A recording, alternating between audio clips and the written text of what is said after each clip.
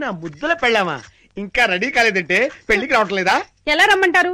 కట్టుకోవడానికి మంచి చీర కూడా లేదు. ఏంటి ఎదురుగా ఇన్ని మంచి చీరలు పెట్టుకుని కట్టుకోవడానికి చీరలు ఏమంటావేంటి? ఇవి నావి కావండి, గోపాలం గారి బాధ్యవి. నిన్న గోపాలం గారి ఇంట్లో లేనప్పుడు గోపాలం గారు వచ్చాక ఇవ్వమని లాంటి వాడు ఇచ్చేళ్ళాడు. అదే మరి ఎతకపోయిన చీర ఎదురు కావడం అంటే. ఇందులో నీకు కావాల్సిన ఫస్ట్ క్లాస్ అయిన చీర కట్టుకుని రెడీ అయిపో. అయ్యయ్యో, వాళ్ళ ఆవిడ చీర అడగకుండా కట్టుకుంటే గోపాలం గారికి కోపం వస్తుందేమోనండి. వాడు మహాని కోపం కూడానా? వాడు మహా అయితే ఫీల్ అవుతాడు, లేకపోతే కూలిపోయి కుళ్ళిపోతాడు. వాడి సంగతి నేను చూసుకుంటాను కదా. ఇదిగో ఈ green and red border sorry బ్రహ్మాండంగా ఉంది, కట్టుకో. నేను వెళ్ళి ఆటో పిలుచుకొస్తాను. ఓకే?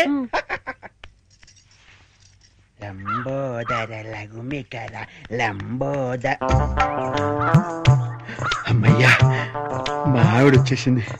నా కష్టాలనే తిరిగిపోయింది. గమ్మత్తు చేస్తా.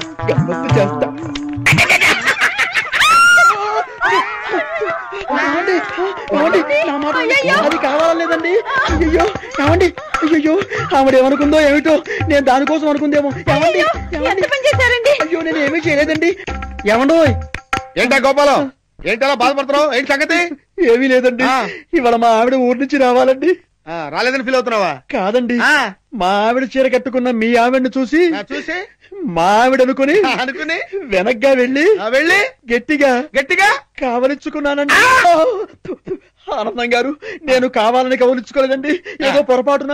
ఓకే ఓకే ఓకే, ఏదో పొరపాటు అయిపోయింది అంటున్నావు కదా, దానికి ఉంది చాలా. అలా కాదండి, ఏదో చీర చూసి పొరపాటు పడి మీ ఆవిడ్ని కావలించుకున్నానే గాని మీ ఆవిడ్ని కావలించుకోవాలని కల్లో కూడా ఎప్పుడు అనుకోలేదండి.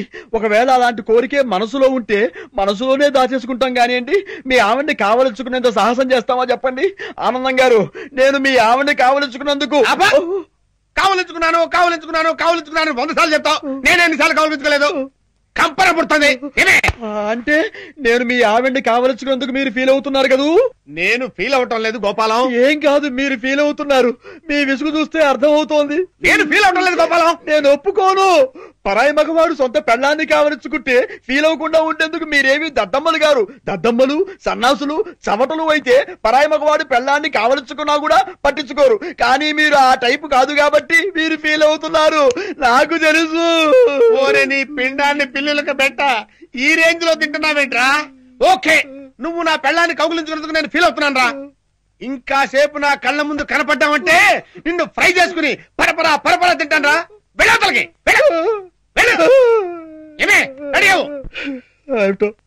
ఆనందం గారు ఎంత లేచి ఫీల్ అవ్వకపోతే అంత లేచి మాట్లాడతారు. జరిగిన దానికి వాళ్ళ ఆవిడ ఎంత ఫీల్ అవుతుందో, ఇది తెలిస్తే మా ఆవిడ ఎంత ఫీల్ అవుతుందో ఏమిటో. ఆనందం గారి దృష్టిలో బ్యాడ్ ఫిలర్ అయిపోయారు. రేపటి నుంచి న్యూస్ పేపర్ అడుగుతారు, అడగరు. Bad luck. అమ్మయ్యా, ముసలి లేదు. చిత్ర ముసలి లేదు కదా. చిత్ర దేనికిరా? నువ్వు ఉన్నావో లేవో తెలుసుకుందామని. నేనెందుకురా? ఇవాళ కొత్త ఇంటర్వ్యూకి వెళ్తున్నా పిన్ని, నీ ఆశీర్వాదం కావాలి పిన్ని. ముసల్దాన్ని కాలు పట్టుకోవాల్సి వచ్చింది.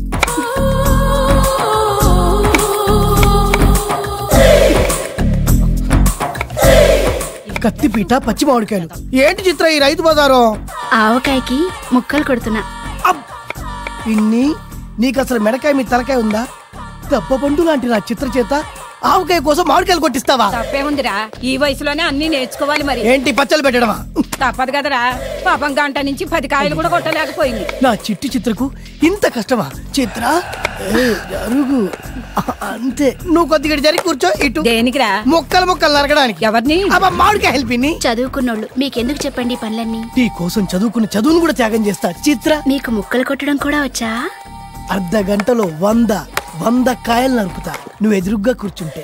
జరి కూర్చో వయ్యారంగా.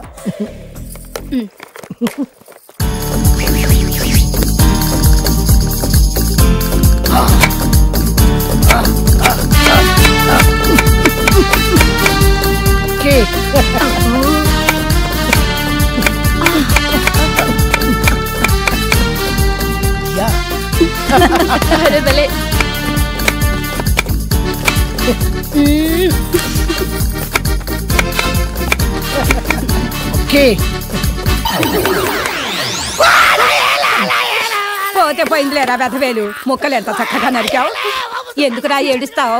మగవాడికి కావాల్సింది వేలు కాదు, మీసం, పౌరుషం, రోషం. ముందా ముక్కల్లో వేలు ఎక్కడుందో ఎదుక. మన దగ్గర ఉన్నది ఎక్కడికి పోతుంది లేవే. దొరికినప్పుడే ఇద్దాం. ఏం పోయింది? అంటే అప్పటిదాకా ప్లాస్టిక్ సర్జరీ వేలు తప్పదా? అయ్యో ఏడవకండి, ఊరుకోండి, అదే దొరుకుతులే. నా కన్ను కదూ. ఆ కంద కేసు అక్కడే విన్నాను. ఇంకా 100 కేసులు ఉన్నాయన్నావు. శాంపుల్ ఒకటి చెప్పు. శాంపుల్ అంటే ఏముందండి, ఈయన బామ్మర్ది కుకో, ఈయన బామ్మర్ది మందు కొట్టేసి అన్ని అబద్ధాలైన సినిమా 100 రోజులు ఆడతాను. ఈయన ఆడదాని ఆయన తగద పడ్డారండి. అన్ని అబద్ధాలే. స్ట్రైటా డబ్బింగ్? స్ట్రైటేనండి. మనోడు జోరెక్కుపోయి బామ్మర్ది బుర్ర మీద బాటిల్ బద్దలు కొట్టాడు. ఆ డామ్ అన్నాడు. మనోడిని అరెస్ట్ చేయకుండా ఆపడానికి ఎంత, ఒకవేళ లోపల దూసేస్తే బెయిల్కి ఎంత. ఓహో, బెయిల్ రాకపోతే జైల్లో ఏసీ సెల్, సిక్ను, ఇస్కీ, లేడీస్ సప్లైకి ఎంత, ఆ సప్లై 5 స్టార్ రేంజ్ లో అయితే ఎంత, సింగిల్ స్టార్ రేంజ్ లో అదే నాటు సారా కక్క ముక్కలు. 5 స్టార్ హై క్లాస్ సప్లైకి రోజుకు 10,000 అవుద్ది. సింగిల్ స్టార్ నైట్కి 2,500 అవుద్ది. క్యాష్ అంతా క్యాష్. దాని మీద 5% నా కమిషన్. 200 కొట్టించు. ఇంకా ఏం జరగలేదు కదా. జరిగితే చాలా అవుద్ది. ఇది రేట్లు చెప్పినందుకు ఫీజు. ఓహో, 400. ఇదిగో గురుగారు మీ 200. అదేంటది? అది 200. ఓహో, ఇంకా ఇంకా అంటే మా ఊళ్ళో సౌత్ ఉందండి, చాలా ఆనందంగా ఉంటది. కానీ వీడు ఆవిడకు సౌత్ కొడుకున్నాడండి. ఆవిడ మాట కాదని కులం తేడా పిల్లని పెళ్లి చేసుకున్నాడు. Temple manager రిజిస్టరా? దండాల మార్పిడి. ఆడికో బిడ్డ పుట్టాడు. మగాడా? పుట్టేడ్డు అన్నా కదా. ఆస్తి అంతా ఆడి చేతిలో ఉండిపోయిందండి. అందుకే ఈవిడేమో ఆ బిడ్డను కిడ్నాప్ చేసి ఆస్తిలో సగం భాగం నాకు ఇవ్వకపోతే ఈయన మర్డర్ చేసేస్తానని బెదిరిస్తుందండి. మీరేం చేస్తారో నాకు తెలదు. ఆ బిడ్డ నాడికి అప్పచెప్పాలి, ఈవిడ నాకు అప్పచెప్పాలి. Very simple. Section 316, 413, 1886, read with 116. Very easy అండి. ఆవిడ ఈజీగా బొక్కలో పెట్టించవచ్చు. ఖర్చు ఎక్కువ అవుద్ది. ఎంత అవుద్దండి? ఎంత అయితే ఎట్లండి? ఎవరో 10,000. ఇక 5,000 ఉంచండి. గురు కుదిరేసిందండి, ధైర్యం వచ్చేసింది. అందుకే అసలు కేసు చెప్పేస్తాను. మా ఊళ్ళో ఎలక్షన్లు అపోజిషన్ గెలవకూడదు, కానీ గెలిచి తీరతాడు. అందుకే నాటు బాంబులు ఇసిరేసి సమరసింహారెడ్డి చేశాను. ఎంతమంది పోయి ఉంటారండి? అంటే పిల్ల జల్ల గొడ్డు గోద అంతా కలిపి 300 దాకా పోయారు. అంటే ఫ్యాక్షన్ కేసా? మా అమ్మగారు ఒప్పుకోరండి. నేను అసలు ఒప్పుకోనండి. మీ డబ్బు మీరు ఉంచుకోవాలి. ఇచ్చిన డబ్బు తీసుకోవడం నాకు అలవాట్లేదు. ఇప్పుడు నువ్వు ఈ డబ్బు తీసుకుని కేసు సరిగ్గా డీల్ చేయలేదు అనుకో, మన బాబు 200 బాంబులు మిగిలిన నీ మీద వేయాల్సి ఉంటుంది. ఎరా కింద కొడుతూ వకీలు కేసు సరిగ్గా డీల్ చేయకపోతే ఏం చేసావు? ఆడు తలకాయ తీసేసి ఆడు గుమస్తా కాడు చేతులు కొట్టేలేదా? అంతెందుకు మొన్నటికి మొన్నడు ఎక్కడికి వెళ్ళిపోయాడు?